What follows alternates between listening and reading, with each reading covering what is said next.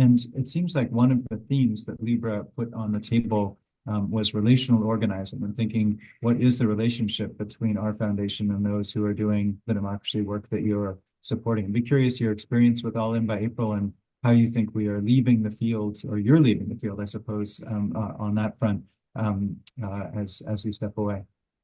Oh, I think it was such an important campaign, and thank you for your leadership at MacArthur and stepping in with your democracy work there.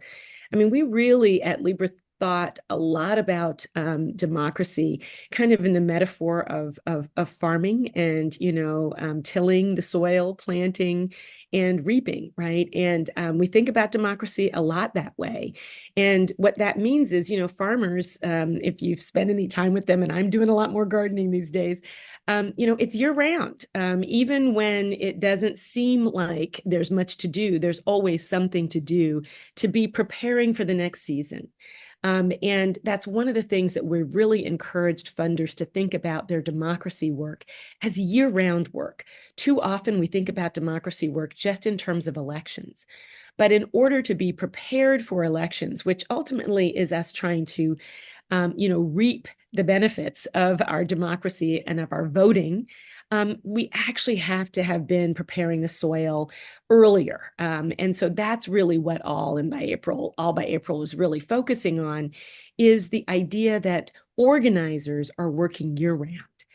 They need to be in conversation with people about what are the issues that matter in their lives, right? Because before you could actually start talking to people about the issues that you think matter, you actually have to listen to them tell you what they think matters.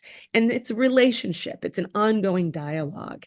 And too often, democracy work is really just about trying to go out there and reap votes without actually having tilled the soil. So that's really what this idea of putting the money in early, making sure that you're actually funding early in the year so that people can begin those conversations.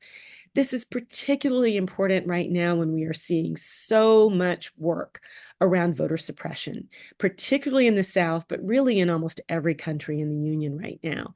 So those people who are saying that they want to cut back on voting by mail, they want to cut back on the hours, they want to cut back on the number of voting locations, all of that is an effort to suppress votes. And we actually have to be able to fight all year round against those efforts to suppress votes. And we also have to encourage people to understand that their votes matter. Likely, I mean, what we've seen in the last few decades is more and more elections are decided by fewer and fewer votes. And so that really does stress the importance for every vote. But it really does mean that we have to help all Americans understand that their votes matter. And we have to be in dialogue and conversation about making sure that they can vote and also making sure that they understand, that their vote does matter. So I think that's really what that campaign was about, is to encourage democracy funders to put their dollars out earlier, allow people to have the resources to hire the staff that they need to be out there really working on that relational organizing work, which takes time.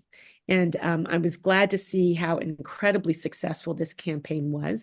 Moved, tens of millions of dollars early, and it got lots of funders thinking about the way they could be in deeper relationship long term with their organizing grantee partners.